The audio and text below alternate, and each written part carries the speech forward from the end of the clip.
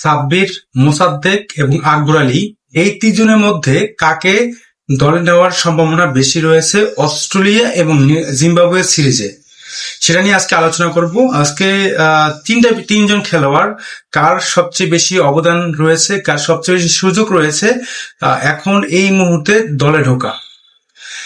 আকবর আলীর কথা যদি বলি, আকবর আলী তিনি রিসেন্টলি ভালো পারফর্ম করছেন না, কোনো জায়গাতেই পারফর্ম করছেন না।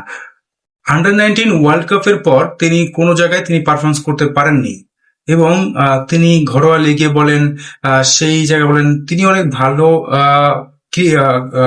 অধিনায়ক, ভালো ক্যাপ্টেন্স করতে পারেন মাঠের ভিতরে, কিন্তু তিনি তার পারফরমেন্সটা ভালো করতে পারছেন না। এটা একেবারে প্রমাণিত ভাবে পরিষ্কারভাবে বোঝা যাচ্ছে আকবর আলীর সুযোগটা আসলে অতটা নেই। দ্বিতীয় নাম্বারে আসি মোসাদ্দেক হোসেন সৈকতের কথা। মোসাদ্দেক হোসেন সৈকত তিনি যেভাবে গত সিরিজ থেকেও তাকে গুঞ্জন রয়েছিল যে মোসাদ্দেক হোসেন সৈকত তিনি ফিরছেন একাদশে বা স্কোয়াডে তিনি ফিরছেন, সেটা অস্ট্রেলিয়ার বিপক্ষে খুবই সম্ভাবনা রয়েছে এবং জিম্বাবুয়ে সফরে 100% রয়েছে। এই তিনজনের মধ্যে সাব্বির রহমান তিনি তার যে সুযোগটা রয়েছে সেটা হচ্ছে তিনি ঘরোয়া লিগে ভালো করছিলেন, বিপিএলও মোটামুটি 2-3টে 50 করেছেন। তাকে জাতীয় দলের রাডারে আমি এই মুহূর্তে অস্ট্রেলিয়া সিরিজ দেখছি না, তবে জিম্বাবুয়ে সিরিজে একটা সুযোগ রয়েছে সাব্বির রহমানকে দেখার। সেই সাব্বির রহমানকে যদি ওই সুযোগটা কাজে লাগিয়ে দেখানো যেতে পারে তাহলে তাকে জিম্বাবুয়ে সিরিজে ওয়ানডে অথবা টি-20তে সুযোগ দেওয়া যেতে পারে।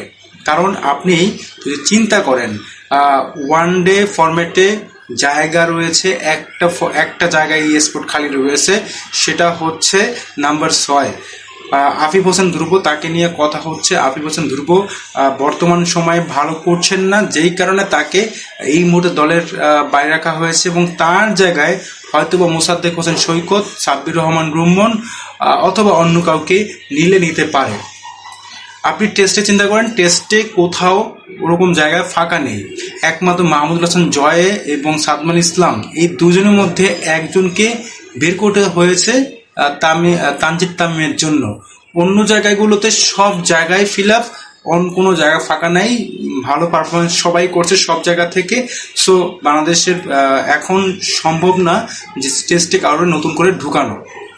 2 নম্বর হচ্ছে টি-20তে লিটন দাসের যেই দলটা লাস্ট 6টা সিরিজে একটা সিরিজে হেরেছে, বাকি 5টা সিরিজে তারা জয়লাভ করেছে। এই অবস্থায় কোনো টিম মেম্বারকে এ দল থেকে বের করার কোনো অপশনেই নাই। তো এই জায়গাটিতে সাব্বির রহমান রুম্মন, এই মোসাদ্দেক হোসেন সৈকত এবং আকবর আলী এই তিনজনের মধ্যে আমি মনে করি যে এই তিনজনের মধ্যে শুধুমাত্র ওয়ানডে ফরম্যাটে সুযোগ রয়েছে। আকবর আলীর একদমই নেই তার সুযোগ। মোসাদ্দেক হোসেন সৈকত এবং সাব্বির রহমান রুম্মন এই দুজনের মধ্যে যে কোনো একজন সুযোগ পাচ্ছেন ওয়ানডে দলে। আপনার কি মনে হয় কমেন্টে জানিয়ে দিবেন।